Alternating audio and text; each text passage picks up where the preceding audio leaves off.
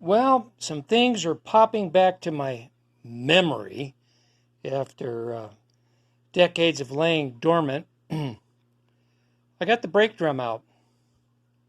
Um, After I did some cleaning in here, I discovered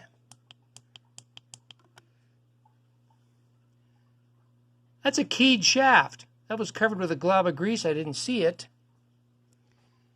And so what I did was I vacuumed it out a little bit, including a live black widow spider nest.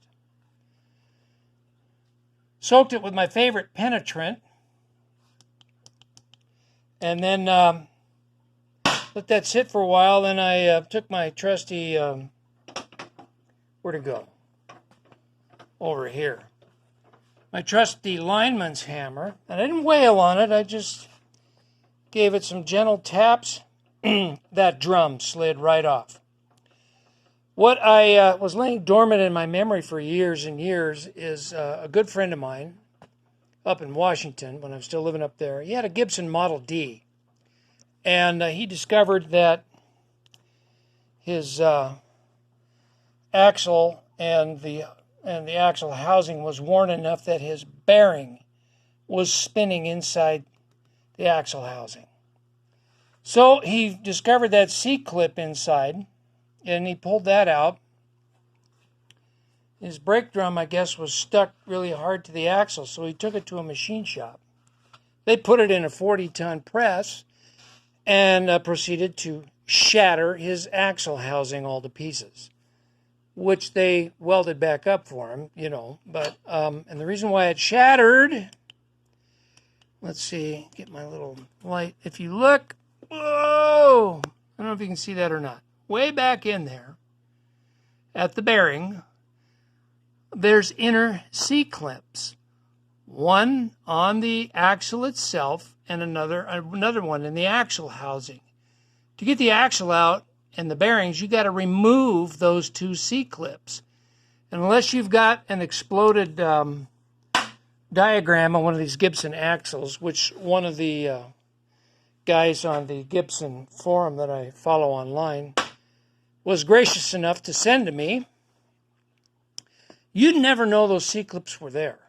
And I knew they were there, but I just slipped my ancient mind, forgot about it. I mean, I haven't been wrenching on the back half of a Gibson in many, many years. And things started coming back once I got that brake drum loose. So anyway, yeah, that's that. So if you want to change the bearing, you got to get them inner C-clips out as well. And before you can get to them, you've got to get that brake drum off that axle shaft, and it's keyed. Another word of caution. That's the remnants of the old brake band assembly, and I'm betting that's original equipment, and I am 100% sure that is asbestos. Do not take your air nozzle on your compressor and start blowing this housing out and creating a bunch of dust. Even if you had a mask on, don't do it. Those asbestos fibers are microscopic. You can't see them. They'll get all over your clothes. You don't breathe that stuff because it's deadly. So what I did, I got a squirt bottle of WD-40 that I set up to mist, and I soaked the living bejesus out of this and the inside of that housing before I attempted to take that out. So now there's no possibility of asbestos fibers getting airborne. So just a safety note, when you're working on this old stuff and you come across an old brake band, always assume it's asbestos and treat it accordingly. And if you don't know how to treat it accordingly, there's resources online you can find. And just, Google asbestos mitigation or something to that effect, and you'll get all kinds of help.